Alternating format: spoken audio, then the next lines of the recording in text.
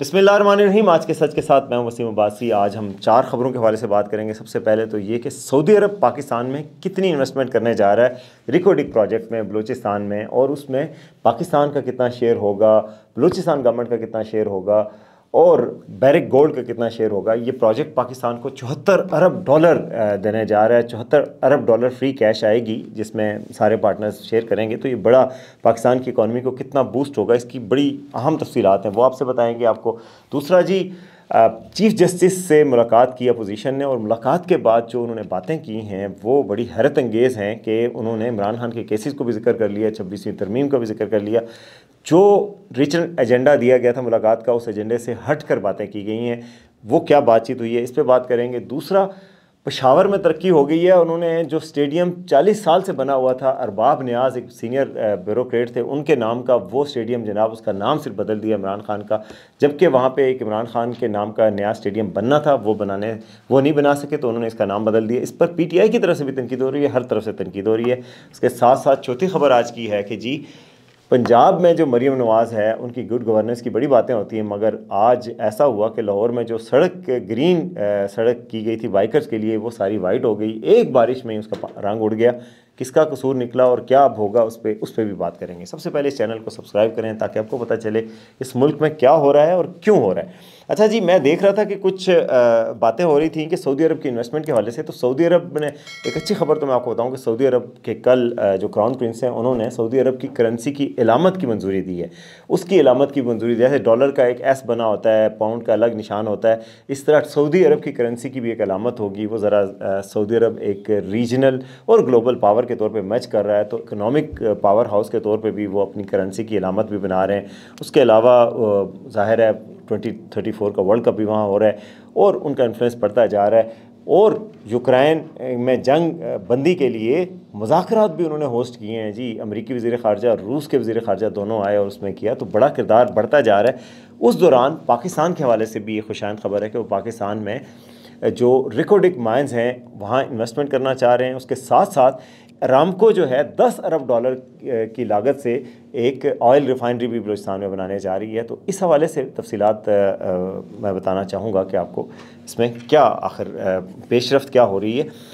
सबसे पहले तो मैं बताऊँ कि सऊदी अरब रिकोडिक के मंसूबे में 540 मिलियन डॉलर इन्वेस्ट करना चाह रहा है 2 मरहलों में, और इसके बदले में उसका 15% शेयर रिकोडिक मंसूबे में होगा। 330 मिलियन डॉलर यानी मिलियन डॉलर जो कि 33 करोड़ डॉलर बनते हैं, वो पहले मरहले में इन्वेस्ट करना चाह रहे हैं और उसमें 10% शेयर होगा, और जो बाकी 210 मिलियन डॉलर हैं वो दूसरे मरहले में यानी 21 करोड़ डॉलर दूसरे मरहले में 5% शेयर के लिए जमा कराए जाएंगे। बैरिक गोल्ड एक बड़ी कंपनी है, वो इसमें स्टेक होल्डर है 50% की, जबकि पाकिस्तान की वफाकी हुकूमत 25% शेयर होल्डर है और सूबाई हुकूमत 25% शेयर होल्डर है। इन दोनों मिला के 50% शेयर पाकिस्तान का है, सूबाई हुकूमत का भी, कौमी हुकूमत का भी। अब सऊदी अरब इसमें इन्वेस्टमेंट करना चाह रहा है, जो पाकिस्तान के लिए एक बड़ी अच्छी बात है। लेकिन कॉपर माइंस जो हैं वो कितनी वैल्यूएबल हैं यहाँ पर, कि यहाँ पर आपको बताएं कि 74 अरब डॉलर की फ्री कैश आएगी जब ये 37 बरस बाद ये मंसूबा पूरा रूबा अमल आएगा। 2028 में यहाँ प्रोडक्शन शुरू हो रही है और 74 अरब डॉलर की यहाँ इन्वेस्टमेंट होगी। लेकिन उससे पहले क्या होगा कि यहाँ पे सड़कें बनेंगी, यहाँ पर जॉब्स क्रिएट होंगी, इंफ्रास्ट्रक्चर डेवलप होगा, और ये सऊदी इन्वेस्टमेंट के साथ होगा। तो सऊदी इन्वेस्टमेंट इतनी वाइटल है। उसके अलावा 10 अरब डॉलर की एक रिफाइनरी भी सऊदी अरामको, आपको पता है दुनिया की मशहूर तरीन ऑयल की कंपनी है, पाकिस्तान आ भी चुके हैं, अलबैक भी ला रहे हैं, अभी अरामको ने और पेट्रोल पंप्स भी ख़रीद लिए हैं, तो वो भी इन्वेस्टमेंट करने जा रहा है। तो ये फॉरेन डायरेक्ट इन्वेस्टमेंट हर मुल्क की ख्वाहिश होती है, पाकिस्तान में आ रही है, तो ये बहुत ही बड़ी एक पाकिस्तान के लिए नेमत है। मगर इसके हवाले से प्रोपोगेंडा इंडियन लॉबी ने पहले ही से शुरू कर दिया है कि जी ये बड़ा गलत हो रहा है और ये हो रहा है। क्यों? क्योंकि किसी को सूट नहीं करता। ये तो सूट करता है कि किसी और मुल्क में इन्वेस्टमेंट हो। इंडिया में इन्वेस्टमेंट हो तो किसी को कोई इतराज़ नहीं होता, लेकिन पाकिस्तान में इन्वेस्टमेंट पे लॉबीज़ हरकत में आ जाती हैं और वो प्रोपेगेंडा शुरू कर देती हैं उसमें, और दोस्त ममालिक के ख़िलाफ़ प्रोपेगेंडा शुरू करते हैं, जो बहुत अफसोसनाक है। ये पूरी सिचुएशन थी। मैंने कहा आपको बताऊँ अदाद-ओ-शुमार क्या हैं और इस अदाद-ओ-शुमार की रोशनी में पाकिस्तान को कितना फ़ायदा हो रहा है। तो जो फेक न्यूज़ और प्रोपेगेंडा जो इस हवाले से फैलेगा, तो उस हवाले से हम आपको पहले ही फैक्ट चेक करके आपको बता रहे हैं कि सिचुएशन असल में क्या है। अच्छा जी, दूसरी खबर, आज की बड़ी खबर यह है कि जी चीफ़ जस्टिस की मुलाकात हुई है 7 रुकनी अपोजिशन के वफद से।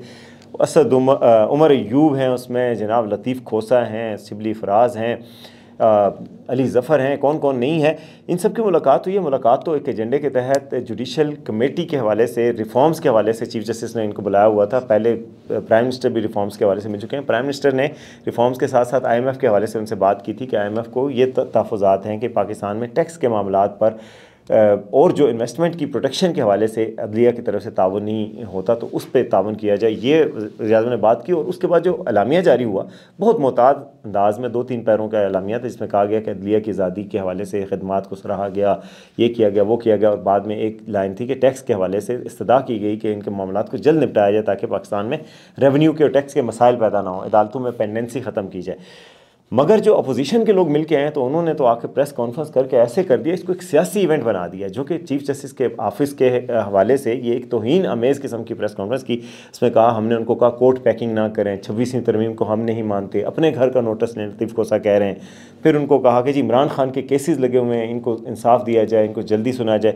गोया सारा सबजुडिस बातें जो कि अदालत के चीफ जस्टिस से मुलाकात में नहीं की जानी चाहिए, वो सारी की और पब्लिक को भी बताया कि प्रेस कॉन्फ्रेंस की। तो ये इंतहाई, अब मुझे नहीं पता कि चीफ जस्टिस का कितना नोटिस लेंगे और उनसे क्या बात करेंगे कि आपसे ये बात हमने नहीं की थी कि इस तरह बात करें और सियासी बातें ना करें, क्योंकि सियासी तो ऑफिस नहीं है चीफ जस्टिस का ऑफिस, ज़ाहिर है वो एक जुडिशल ऑफिस है, पाकिस्तानी रियासत का एक पिलर है अदलिया। मगर उसमें इस तरह की सियासी बातें करके ये अदलिया को मुतनाज़ा बनाने की एक PTI ने कोशिश की है। अब देखते हैं कि इस पर क्या एक्शन लिया जाता है। और ख़बर जो PTI के हवाले से मैं आपको बनाना चाहता हूँ कि अरबाब नियाज़ स्टेडियम जो पेशावर में बना हुआ है, बहुत पुराना स्टेडियम है, उस स्टेडियम का नाम तब्दील कर दिया गया है और उसकी रेनोवेशन अभी हाल ही में हुई थी। उसका नाम इमरान खान स्टेडियम रख दिया गया और काबीना से उसकी मंजूरी ली जा रही है। अलीम गंडापुर ने यह फैसला किया है। हालांकि PTI की हुकूमत ने 2017 में यह तय किया था परवेज़ खट्टक के दौर में कि शख्सियात, जिंदा शख्सियात के नाम पर नाम नहीं रखे जाएंगे, क्योंकि इससे पहले ANP कुछ लोग नाम रख चुकी है, कई जगहों के नाम तब्दील किए गए ANP के दौर में, इवन जमात इस्लामी के दौर में नाम तब्दील किए गए चीज़ों के, MMA के दौर में। लेकिन PTI ने कहा था हम नाम नहीं तब्दील करेंगे, मगर उन्होंने नाम तब्दील कर दिया। हालांकि पेशावर में ये तय था कि नया स्टेडियम बनेगा बड़ा, उसका नाम इमरान खान स्टेडियम रखेगा, उस पर सबको फ़ायदा भी होता, मगर वो नहीं किया गया। और पुराने स्टेडियम को, जो कि अरबाब नियाज़ एक सेक्रेटरी थे, एक 1951 से पाकिस्तानी फ़ौज के कमीशन ऑफिसर थे, फिर सियासी खानवादा है, इनके PTI में अरकान हैं, PTI के सूबाई कौमी असम्बली में और सेनेट में और हर जगह PTI को सपोर्ट करने वाले अरबाब फैमिली के लोग हैं, वहाँ पर बड़ी पेशावर में फैमिली है। उनका नाम हटा दिया गया। वो ज़िया-उल-हक के दौर में अरबाब साहब जो है वो वज़ीर भी थे, उन्होंने ये स्टेडियम तामीर करवाया था। दुनिया भर में स्टेडियम्स अपने नाम से तामीर किए जाते हैं। गोरों ने यहाँ पे एबटाबाद चीज़ें बनाई, एबटाबाद शहर बनाया तो एबट ने आबाद किया था, सर एबट ने। इसी तरह जो लेडी रीडिंग हॉस्पिटल है वो चंदा करके लेडी रीडिंग ने बनवाया था। तो आपने इमरान खान का स्टेडियम बनवा दिया, जो कि बना हुआ है, अरबाब नियाज़ साहब ने बनवाया था और आपने उसका नाम बदला दिया। इस पर तनकीद हो रही है, बल्कि बुशरा बीबी की बहन भी कह रही थी कि बहुत अच्छा काम आपने कर दिया, ये काम करने से क्या होगा। PTI भी कह रही है कि ये एक सुस्ती की अलामत है कि आप अपना काम नहीं कर सकते, गवर्नेंस बेहतर नहीं कर सकते, आप नाम बदला के बस सियासी पॉइंट स्कोरिंग कर रहे हैं।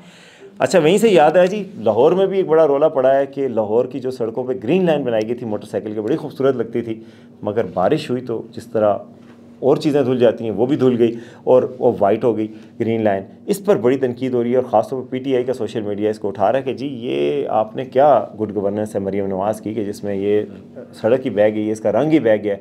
मगर लाइन कायम है। हुकूमत की तरफ से मौक़िफ़ आ रहा है जी, उनकी तरफ से, कि जी हम इसलिए इसको बनाया है कि जी लोकल ठेकेदार को दिया गया था, उसके खिलाफ एक्शन लिया जा रहा है। उसने लोकल मकामी पेंट यूज़ किया, लेकिन उसके 1 साल की गारंटी है, मुफ्त में दोबारा पेंट करेंगे और दोबारा उसको सही कर देंगे। नोटिस ले लिया गया, मगर बात यह है कि ये रंग ऐसा क्यों किया गया था, यानी कि ठेकेदार ने चौना लगा दिया था मरीम नवाज़ की हुकूमत को। तो अब ये हुकूमत के लिए भी एक चैलेंज है कि काम करवाते हुए देख लिया करें कि चीज़ें ठीक हैं कि नहीं हैं। बहरहाल हुकूमत ये कह रही है कि अब हमारा 1 रुपया भी और ख़र्च नहीं होगा और ये रंग दोबारा से हो जाएगा ग्रीन, और लाइन पहले ही से मौजूद है, लाइन नहीं टूटी, नहीं जो बाकी ख़र्चा हुआ था ये लाइन बनाने पे, इस पर हमें कोई मसला नहीं हुआ, सिर्फ रंग ही उतरा है। तो वो रंग जो है वो दोबारा लग जाएगा। तो इस पर एक ये चीज़ थी, मैंने कहा कि आपको बता दूँ कि लाहौर में भी गुड गवर्नेंस के हवाले से क्वेश्चंस पैदा हो गए हैं। जो बारिश की हम दुआ कर रहे थे, उस बारिश ने लाहौर में गवर्नेंस का भी पोल खोल दिया। ये थी जी आज की खबरें, उम्मीद है आपको पसंद आएंगी। देखते रहें आज का सच।